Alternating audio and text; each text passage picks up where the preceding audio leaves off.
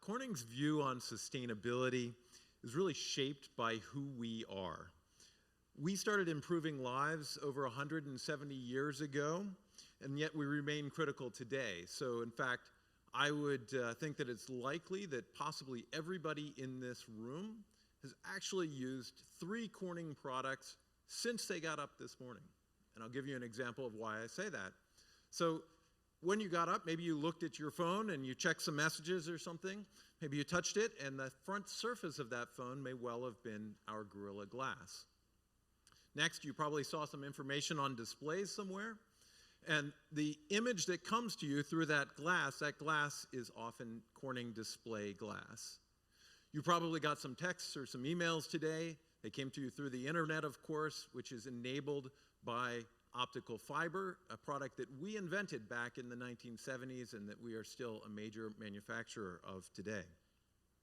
We also create the emission control system substrates for many of your cars. We develop vials for the vaccines that hopefully everybody here has gotten. And we develop the glassware for the lab products that help invent those products and vaccines, excuse me. So when I talk about Corning and sustainability, I'm talking about it from the perspective of a company that is, number one, impactful on billions of lives every day today, but also impactful 170 years or more. So what have we learned in that time? I think the number one thing I would say that we've learned is focus. So how do we be impactful? There are many problems that are worthy of the attention of brilliant minds, and they're all hard. And the problem with hard problems is hard problems are hard. They take really smart people working very diligently for long periods of time to solve. And so if we went after all of the problems that we see in the world and tried to solve them, we'd never make any progress. So what we do at Corning is we try and focus. In our case, we focus on 3 specific areas where we are world experts: glass science, ceramic science, and optical physics. Now, what we can do when we focus like that is we can create incredible products. So we create panels of glass, pieces of glass, which you can literally fold in half. We create fused silica, which can take ultraviolet rays and focus them at nanometer scale to create the integrated circuits that we all use today. And we create ribbon ceramics that are as thin as a sheet of paper and can separate the hydrogen from the oxygen in water, which is very important for producing hydrogen fuel. When it comes to sustainability, we also make sure that we focus. In this case, we focus on 2 things. I'm going to talk about it probably several times today. They are our footprint and our handprint. Let me define the terms. When we talk about footprint, we're talking about the impact of the actions that we ourselves take. So, as an example, we announced global gender equity across all of our regions last year. So that means that we pay everyone the same regardless of gender in every country where we operate. That's a footprint type of thing because we actually are taking a direct action. What about the handprint? The handprint is the impact that our products enable across the world. So, for instance, I mentioned the vials that we make. We've actually enabled over 6.5 billion COVID doses to be given, COVID vaccine doses to be given over the past several years. And we've made over 1 billion kilometers of optical fiber that connects rural and underserved communities. These are all ways that we focus on sustainability. Now, what we get out of that handprint, footprint language is an ability to talk about what's probably the most exciting part of sustainability for Corning. And that is that we get to invent products that have handprints that reduce carbon by more than our entire company's footprint. So that's exciting. And I want to be candid here because we are a material science manufacturer. And that means that eliminating our carbon footprint is going to be a significant challenge. After all, we make our living by taking molecules, pulling them apart, rearranging them, and putting them back together. And you can't do that without a lot of energy. So we have a big challenge in front of us. But material science will also be the key to a lot of the solutions of climate change. And that's what gets us really excited. So we're working on higher density batteries, typhoon-proof windows, and even possibly enabling some new carbon-free ways of creating energy. In fact, the United Nations has seen the materials we work with as so important that they actually named 2022 the International Year of Glass. And if you didn't know this, I recommend there's a bunch of YouTube videos that are very interesting on the subject. I hope you'll check them out. So, despite the challenges of reducing emissions from a manufacturer's footprint standpoint, we're excited by our much larger potential impact from our handprint. Yeah, have the climate-related expectations. They are coming from the social forces and stakeholders, not just from the shareholders. So how does your company handle balancing the expectations of different stakeholders, not just the shareholders? So I think this is an excellent question because balancing stakeholders really gets to the core of what sustainability is for us. A lot of people talk about sustainability in the narrower terms of greenhouse gases and climate change. That is an important piece of it.